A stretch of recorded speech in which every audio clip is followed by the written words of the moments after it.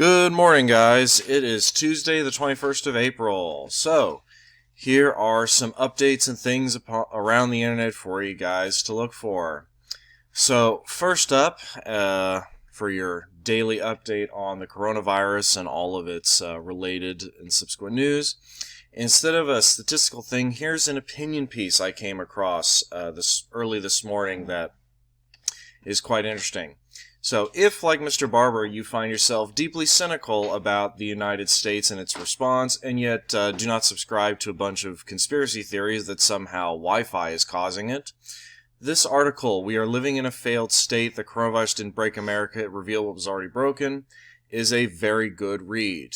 It's certainly short compared to, say, like a book or a DBQ assignment, but it is a little bit of a longer read. It's probably about a solid 10 to 15 minutes. But it does an excellent job of breaking down how decades of American policy, politics, and culture led to the coronavirus crisis being the way it is in the United States, as opposed to other countries that have had a more successful response. Now, Econ Kids, specific for you guys, is a delightful article about why oil prices fell below zero. And yes, that means that people actually had to pay to get rid of their oil. So oil prices dropped to negative $37.63. Basically what this means is that so few people are driving, nobody's flying, and so many companies that use oil for things like, say, construction vehicles and such are shut down that the demand for oil has vastly dropped compared to its supply, and we have hit a massive surplus. The surplus, in fact, is so bad that storage capacity is running out.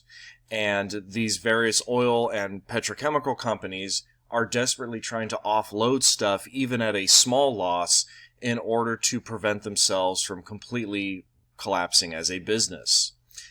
So there's a fun one for you guys.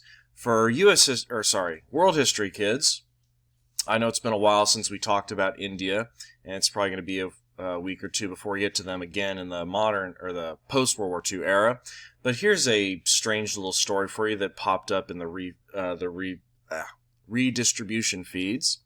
The British once built a 1,100-mile hedge through the middle of India. A hedge, for those who don't know, is a bush that has been trimmed into a square or rectangle shape. So basically, they built a 1,000-mile wall made of a plant in India in order to enforce taxes. So this is closely related to all the stuff we talked about with colonial India and how it was this massive economic resource of taxes and goods and materials for the British. This talks about the insane lengths they went to in order to enforce that. And lastly, even though every one of these days I've been giving you guys some kind of recommendation on how to entertain yourselves and keep busy during the shutdown, today I want to share with you an anti-recommendation. So this is actually something I'm going to recommend you don't do. This is a little game called Braid. It was highly regarded for its innovations in gameplay and storytelling, keeping in mind this game is 11 years old.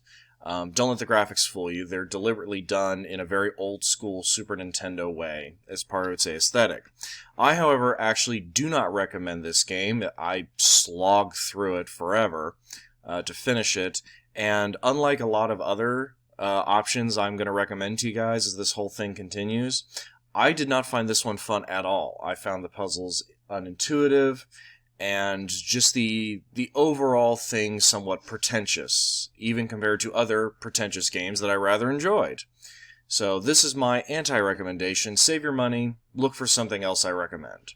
Alright guys, I will see you tomorrow.